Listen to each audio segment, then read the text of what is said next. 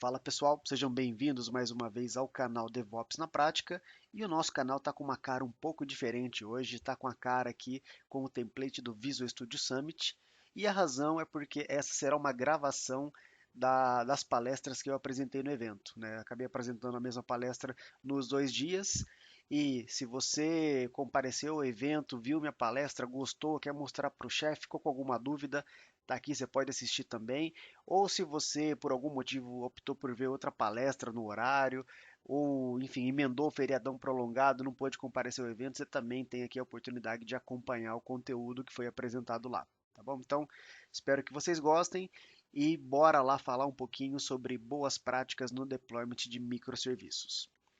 A ideia aqui é apresentar um pouco dos desafios, de experiências que eu tenho vivido nos últimos tempos, né? Como a palestra tem duração de 30 minutos, não dá para abordar tantos temas assim. Eu acabei pegando alguns que têm me incomodado um pouco mais, ou que têm exigido um pouco mais de mim. E, enfim, vamos lá. O primeiro deles, né, é o ciclo de vida de desenvolvimento dos serviços, né? Até pouco tempo atrás a gente estava falando de ALM, até minha competência inicial, quando eu fui nomeado pela primeira vez como MVP, era de ALM, a gente falava de Visual Studio, ALM e tudo mais. E naquela época, alguns anos atrás, nossa preocupação era com o ciclo de vida de toda a aplicação, né? Então era comum eu ter um repositório, poucos pipelines, algumas APIs dentro do meu código, mas enfim, a preocupação era com a aplicação como um todo. E agora, né, com as novas demandas, com as novas necessidades que os nossos negócios têm trazido para a gente, cada vez mais a gente tem falado sobre microserviços e muitas vezes faz sentido eu isolar os serviços para requisitos de negócios bem específicos, né? Então começa a fazer sentido falar de ciclo de vida para cada microserviço. E aí é comum a gente ver cada microserviço tendo o seu próprio banco de dados, tendo o seu próprio contrato, tendo o seu próprio repositório, ou às vezes mais de um repositório para cada microserviço, o seu pipeline. Então, vou falar um pouquinho como que a gente pode gerenciar isso, né? Outra coisa, né? Se eu tenho vários microserviços, eu vou ter no mínimo um deployment aí para cada microserviço. A ideia é algo nessa linha. Então, como que eu lido com muitos deployments? O que que eu devo fazer? Padronizar é um caminho? Vamos falar sobre isso. Outra coisa, reuso, né, de código de automação. Então, a gente tem todo o cuidado hoje, tem uma consciência muito maior sobre o reuso, sobre o reaproveitamento do código da aplicação, né? A gente começa a ter um pouco mais de cuidado com o código de automação dos testes, mas infraestrutura como código é algo relativamente novo, né? Toda essa automação de pipelines é algo que não é todo mundo que usa, e esperar que tenha boas práticas nesse caminho aí é algo que, enfim, a gente espera, mas não tem acontecido muito. Então, eu quero reforçar aqui a importância disso, né, e os problemas que a gente pode ter quando a gente não faz, não adota essa prática. Obviamente, falando de microserviços, né, uma das grandes necessidades é poder dar a escala necessária para cada um deles. Então, se eu tenho um requisito de negócio que é mais demandado, eu vou escalar esse microserviço, às vezes muito mais do que algum outro que, enfim, é pouco utilizado. Então, como que a gente faz isso de forma manual, deixa para um orquestrador, né? E por último, né, a gente se preocupa muito com continuous delivery, continuous deployment, continuous integration, mas e o rollback, né? O nosso rollback é automatizado, então talvez mais importante ou tão importante quanto ter o nosso implantação automatizada, é ter o nosso rollback automatizado. E a gente vai falar algumas soluções nessa linha, beleza? Então, tendo esses desafios, vamos para as demos, né? E aí a ideia é mostrar um pouquinho do VS Code com o Docker Extension, para mostrar como que a gente pode padronizar o deployment aí com containers e tudo mais, né? Fica muito mais fácil eu implantar containers, seja ele de API, de banco de dados, de um front-end, alguma coisa. Eu estou sempre implantando container, né? Fica mais fácil, ajuda naquele de lidar com muitos deployments. Azure Repos, enfim, a gente vai falar de múltiplos repositórios, é importante saber como que a gente faz isso com Azure Repos. Azure Pipelines, um outro componente do Azure DevOps. Eu vou focar no que foi lançado recentemente no Build, acho que foi em 6 ou 7 de maio do mês passado, né? Que basicamente agora eu posso ter dentro de um único arquivo todo o meu pipeline de build, de release, né, de deployment, coisa que até então não era possível, né? A gente teve por muito tempo o Wizard, né? Então o Classic Editor, onde eu ia arrastando as atividades, preenchendo, é muito fácil, não dá para negar, mas ficava devendo no reaproveitamento de código. Depois a Microsoft soltou o YAML Build, que foi um primeiro passo, já permitia eu criar builds automatizadas, mas o release ainda era através de Wizard, e aí o passo final que foi dado no último mês com essa funcionalidade que ainda está em preview, mas que já permite a gente ter reaproveitamento de código e tudo automatizado ali através de código dentro do nosso pipeline. Seguindo, falar um pouco de AKS, né, um orquestrador aí dentro do Azure, um orquestrador de containers que permite a gente escalar, enfim, gerenciar nossos containers, nossos deployments e com outras opções além de escalabilidade, né? Vou mostrar um carinha muito legal, assim, que toda vez que apresenta, assim, quem nunca viu, solta aquele uau, né? Que é uma visualização um pouco animada ali do nosso cluster com os nodes, com os containers, vai ser bem legal. E por último aqui eu vou mostrar o Launch Darkly, que é uma ferramenta para ajudar a gente com feature flags, feature toggles, que para quem nunca ouviu falar, basicamente é uma forma de implantar funcionalidades dentro da nossa aplicação com um botão liga e desliga, né? Então eu posso colocar algo em produção que ainda não esteja pronto e não preciso me preocupar às vezes com tantas brains, ele simplifica um pouco o desenvolvimento, mas a gente fala disso mais para frente. Legal? Então chega de conversa e bora partir aqui para as demos. Bom, primeira coisa aqui que eu vou fazer, eu vou criar um repositório. Deixa eu criar um novo repositório aqui. Vamos chamá-lo de API01. E aqui com o meu repositório criado, eu vou aqui para o linha de comando e vou criar minha primeira API. Então, vamos lá, .NET New, vou criar uma Web API com o nome de API01 e vai ficar armazenado aqui dentro do diretório API01 pasta src. Então, comandinho rodado, ele vai criar nossa API em alguns segundos.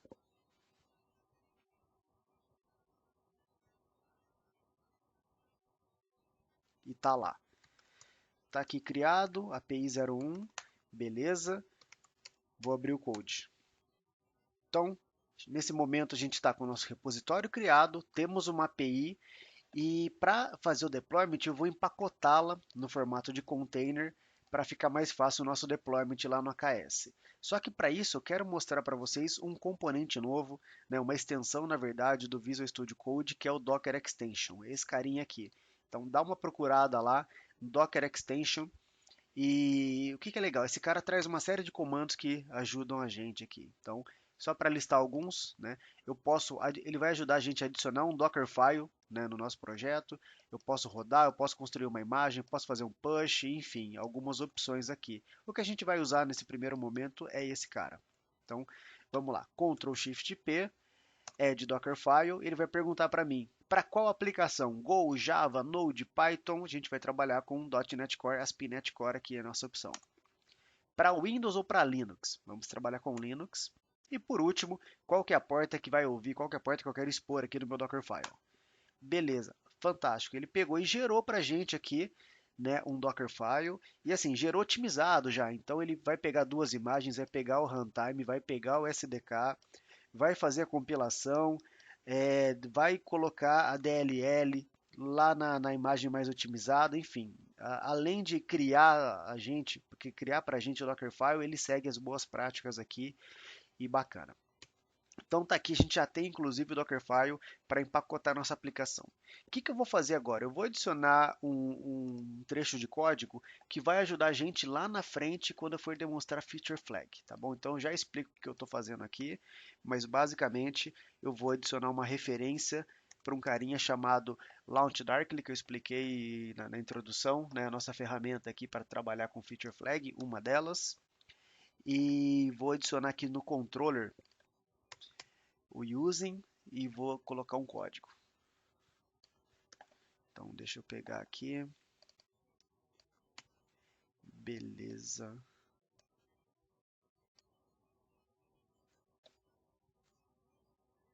Está aqui o nosso código. Então, o que essa minha API faz? Basicamente, quando eu chamar aqui API/values, ele vai retornar valor 1 e valor 2. Quando eu chamar esse cara aqui, eu já explico lá na frente, tá bom? Vamos seguir.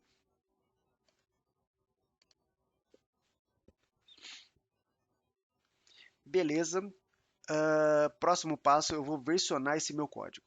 Então, o que eu vou fazer? Venho aqui no meu diretório, git init, né? Não tem repositório criado, nada. Vou fazer um git add ponto, git status para ver se está tudo aqui, beleza. Vou fazer um git commit -m,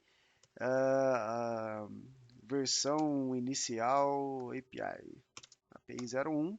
E agora a gente vai fazer um push. Só que para fazer o push eu preciso adicionar referência ao meu repositório remoto. Então vou copiar esse código aqui, colo, ele já adicionou a referência, vou fazer o push. E se deu tudo certo, eu vou dar um refresh aqui, eu devo ter o meu código funcionando. Beleza, tenho meus fontes aqui.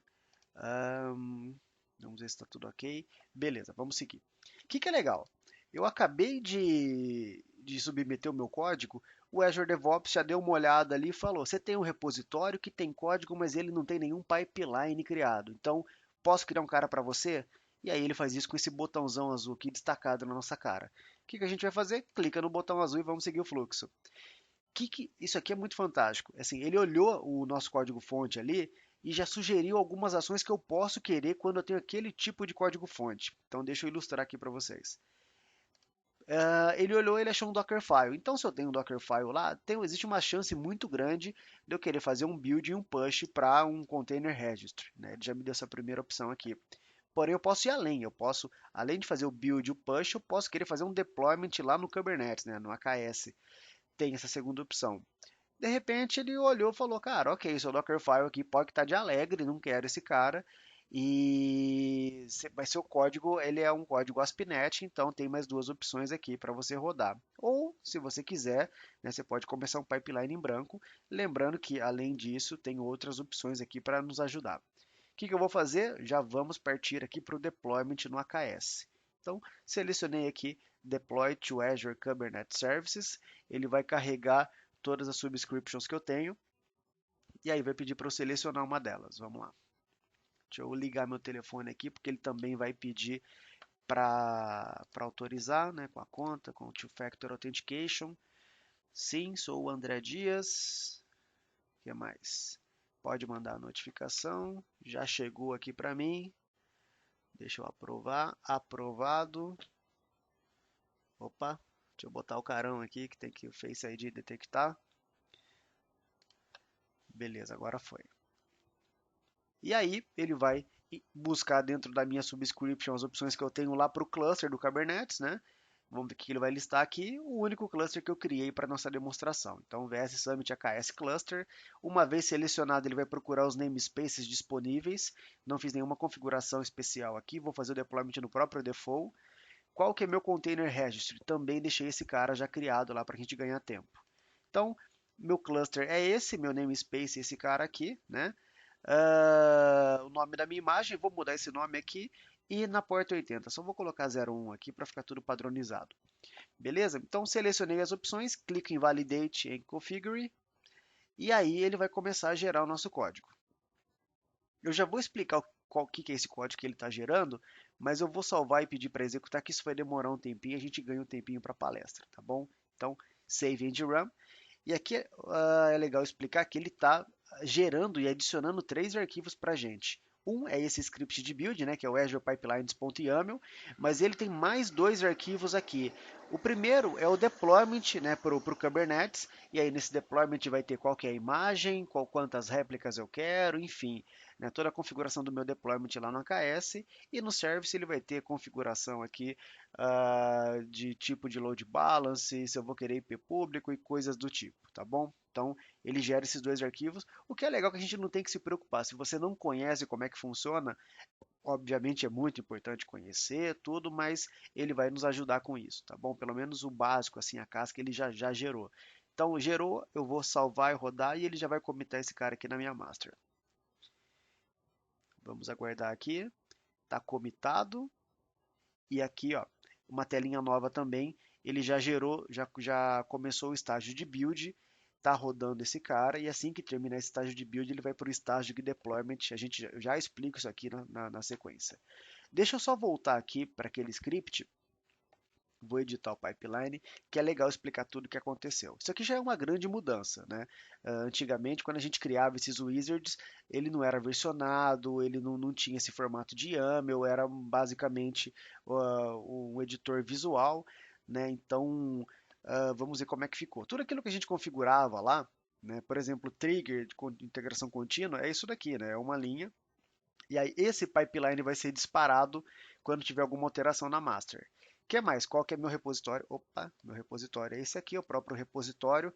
Algumas variáveis para a gente trabalhar, né? Então, qual que é a minha API, né? A minha API, qual que é o meu container registry, onde que está meu Dockerfile, configurações do Kubernetes, qual que é meu agente de build, enfim, algumas opções aqui para a gente. E aqui sim, né, tem uma grande novidade, que é o que foi lançado recentemente no build. Então, stages, né? Eu tenho um primeiro stage aqui de build. Dentro desse stage de build eu tenho alguns jobs, na verdade eu tenho um job aqui, né, que ele vai ser executado dentro desse agente. E aqui os passos, né? O que vai ser executado nesse meu script? Ele vai pegar uma task do Docker, vai rodar uma ação de build push, vai fazer esse push para o container registry, e aqui está o comando, tá? Detalhes do repositório, todas aquelas variáveis que foram configuradas lá em cima, beleza? Também ele vai pegar os arquivos YAML do Kubernetes e vai versionar para fazer todo um trabalho de deployment lá na release, no próximo stage, que a gente vai ver agora. Então, seguindo aqui no stage, que é mais que eu tenho? Tenho um stage que deploy, né? Que ele depende de build, então só vai ser executado depois. Se eu tiver outros estágios ali, outras dependências, eu posso colocar aqui também. E aí, qual que é o job? Né? Ele vai fazer um job aqui que vai seguir essa estratégia. Né? Eu posso configurar outros tipos de estratégias. Por exemplo, eu poderia colocar aqui uma de matrix, que eu colocaria variáveis de ambiente, por exemplo, dev, staging, prod, e aí ele faria uma espécie de for aqui dentro dos meus steps. É bem útil também quando você tem processos repetidos dentro do pipeline. Mas ele vai baixar aqueles YAMLs, certo? E aí aqui, de fato, ele vai começar o deployment dentro do AKS. Vai criar um secret e também vai fazer um deployment usando aqueles YAMLs que foram gerados, posteriormente no processo de build foram copiados e aqui eles serão executados. Legal? Nesse container registry, enfim, isso é o que faz o script gerado. O que é legal? Assim, a gente a Microsoft sempre sendo Microsoft, né, pensando em produtividade, então ela nos dá o poder agora de trabalhar com esse script, de reaproveitar esse script. Eu já vou mostrar como que a gente reaproveita isso, mas ela não tira a nossa produtividade. Então ela tem essa janelinha aqui do lado, né, também faz parte do preview do que foi lançado no build. E se eu quiser, por exemplo, adicionar uma task de verificação de código, eu procuro, né, pelo Sonar, bastante conhecido, venho aqui e já tenho a minha task do Sonar. Ou se eu quiser adicionar alguma outra coisa, por exemplo, um command, né, digito o command aqui e vou pegar uma task, vou escrever um echo test, posso colocar qualquer tipo de configuração, né, dar um OK aqui e eu também terei a minha segunda task aqui. Então, assim, se eu não sei, né, ou se eu gostava daquela produtividade que eu tinha trabalhando com o Wizard, eu não perco isso, então eu tenho o melhor dos dois mundos, né? Tenho o Wizard para me ajudar, mas tenho o código para me dar todo o poder de reaproveitamento e automação. Legal? Bom, isso daqui foi mais para apresentar, né, esse novo recurso, mas também ali para ganhar um pouco de tempo enquanto o nosso pipeline está rodando. Deixa eu ver aqui se ele já acabou. Né? Acabou, muito bom.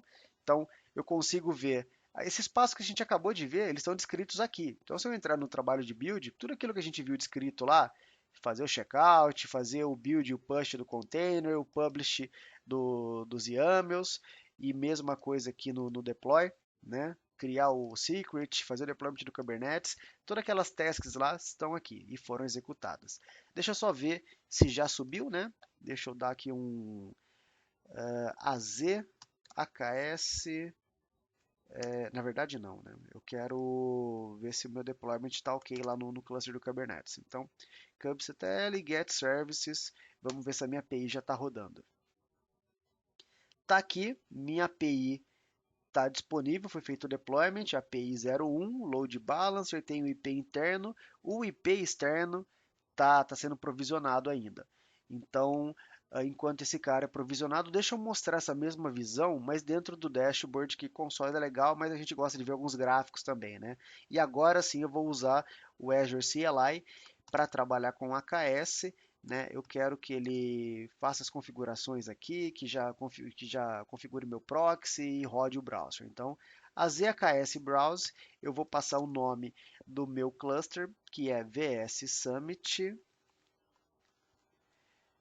AKS Cluster, e o nome do meu resource group, que é só VS Summit. Se eu não digitei nada errado, ele vai rodar um proxy aqui, vai abrir o browser para a gente já na home do Kubernetes. Vamos ver aqui. Enquanto isso, vocês podem acompanhar uma bela sirene aqui, deve ser de polícia, bombeiro, enfim. Vamos lá. Tá aqui, então funcionou, beleza, né? Tá aqui, deixa eu ver se o nosso serviço pela interface já foi concluído. Tá aqui, então também já tem o endpoint. Se eu clicar nesse endpoint aqui agora, chamando aquela rota do API /values, a gente deve ter valor 1 e valor 2. Então, fantástico. O que que nós temos aqui? Olha, só para dar um resumo, a gente criou um repositório.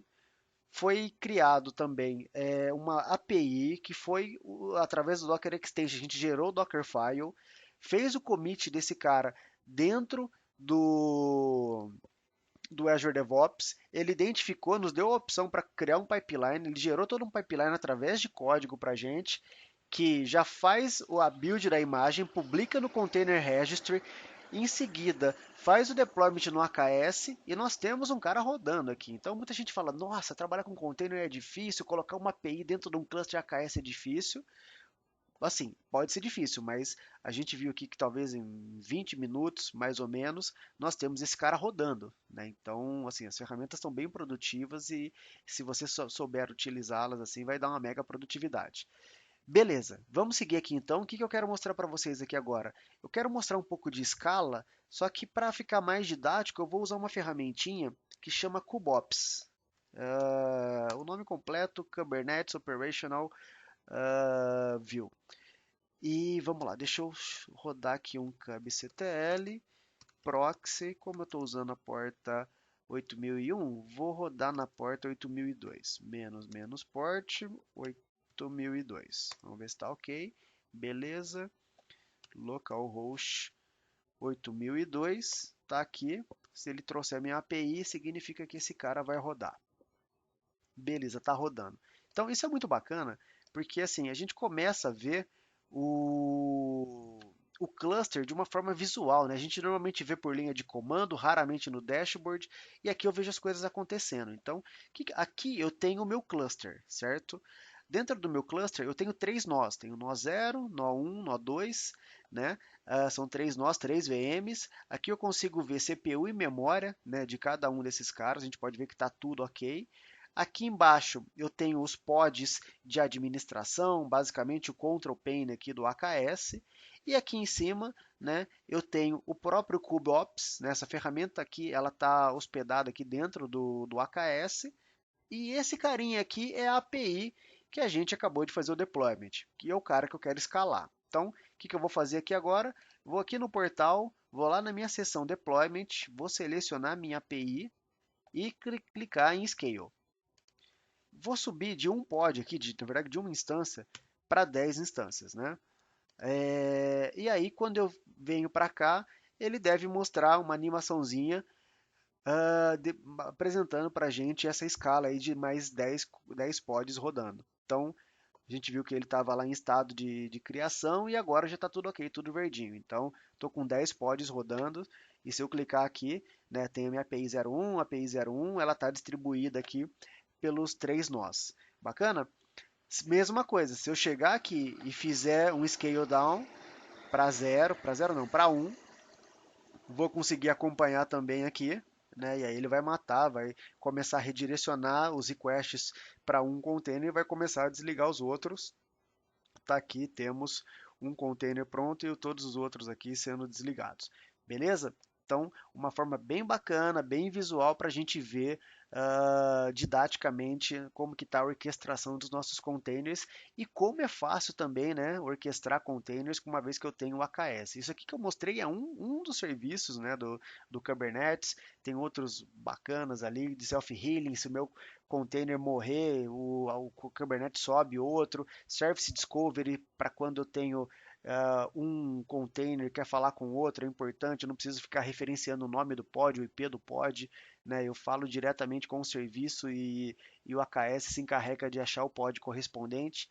Bacana? Então, assim, mais uma coisinha legal pra gente.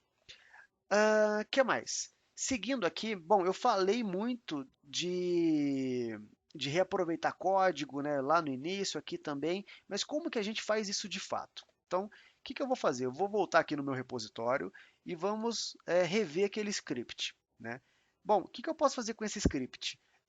Imagina que eu vou criar uma outra API agora, API 02, API 03, 04.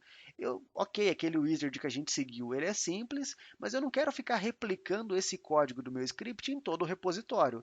Então, o que que eu faço? Eu crio um repositório de automação, coloco esse script lá e faço o meu script de deployment dentro de cada API apontar para aquele cara. O que que eu ganho com isso? Se eu tiver que adicionar uma task e mudar o script, eu mudo de um lugar e todas as minhas APIs vão ter processo de build e deployment já configurados. Então, para ganhar um pouquinho de tempo, o que que eu fiz? Eu peguei esse código aqui, certo? Criei um repositório chamado Automation. Dentro desse Automation, eu tenho aqui o meu pipeline genérico e eu tenho aqueles mesmos passos lá. Se a gente for olhar, tem o stage de build, tem as tarefas do Docker, o versionamento do YAML e deployment, mesma coisa. Tem deployment, o agente, os pipelines, criação do secret e tudo mais. Para falar que não está exatamente o mesmo script, eu passei um parâmetro aqui, o image repository, porque é a única coisa que vai mudar, né? É só o nome da imagem. Então eu passo como parâmetro o nome da imagem e aqui, né, eu uso esse parâmetro. É só isso de que está diferente, beleza? E aí o que, que eu faço? Quando eu volto na minha API 01, eu venho aqui nesse arquivo e agora que eu já tenho um arquivo lá, eu não preciso de mais nada aqui. Então simplesmente eu posso apagar praticamente tudo, né? Eu vou deixar apenas o trigger para definir quando que eu quero que esse script seja executado e agora eu posso referenciar o meu outro repositório. Para fazer isso, eu vou colocar essas tags aqui. Então, meu repositório, a gente viu no anterior que estava self, agora o repositório é automation. O tipo dele é Git, né? Poderia ser GitHub também, né? Para acessar o GitHub. E o nome aqui, como não tem nenhuma pasta, é só automation. Se tivesse dentro de uma pasta scripts, alguma coisa, ela colocaria automation/scripts, mas como está na raiz, é só esse carinha aqui.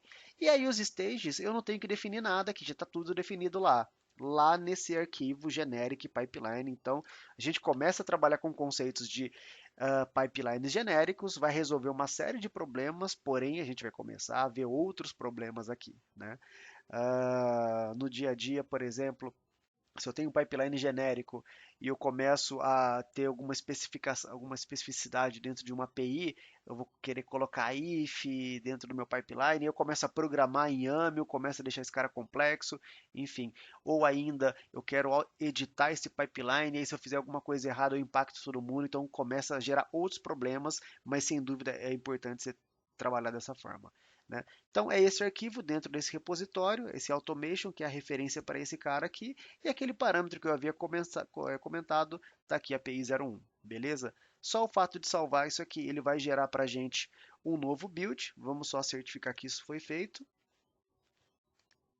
e está aqui. Então tem uma nova build gerando, a gente não vai se preocupar com isso aqui agora, não fiz nada diferente, eu apenas troquei o arquivo do lugar, mas eu queria mostrar para vocês o que é de fato um pipeline genérico, tá? Agora eu tenho um carinha, um pipeline aqui apontando para um pipeline master, vamos chamar assim. Beleza? E por último, para a gente encerrar aqui todas as nossas demos, né? O que, que eu quero mostrar para vocês? Eu quero mostrar um carinha chamado Launch Darkly. Então deixa eu acessar o dashboard aqui. Né?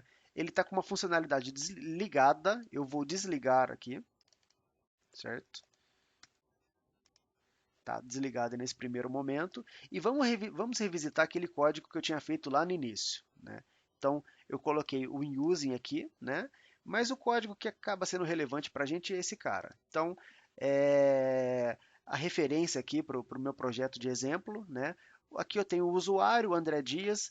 Eu posso, por exemplo, ter feature flags para um único usuário, para um grupo de usuários. Eu posso habilitar funcionalidades para toda a minha aplicação, para apenas um usuário de teste, para grupos, enfim, né? Então, é isso que está trabalhando aqui. Eu criei um client, criei um user, e aqui eu estou fazendo uma verificação do tipo, essa funcionalidade aqui está disponível para o usuário André? Né? Se você tiver algum tipo de problema, né, o padrão vai ser falso. Então, por padrão está desligado.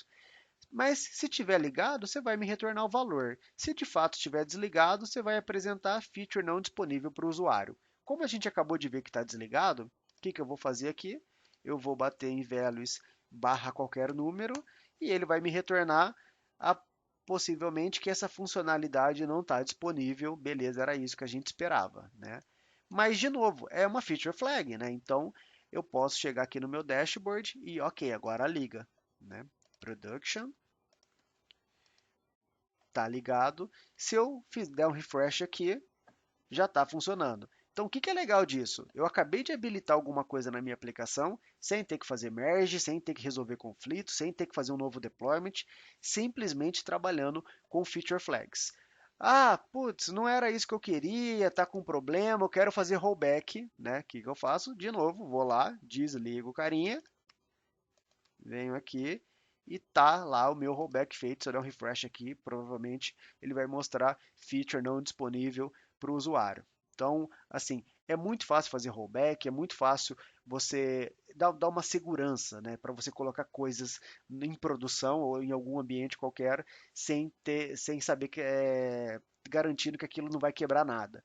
Né? Então, isso pode facilitar a nossa estratégia de branch, eu posso ter menos branches por conta disso, né? Eu estou colocando sempre funcionalidades que estão desligadas e posso ligar para si, para no meu time de dev fazer um teste, para grupos de stakeholders para validar uma sprint ou para todo o meu usuário. Né? Posso fazer teste AB, enfim, tem uma série infinita aqui de cenários.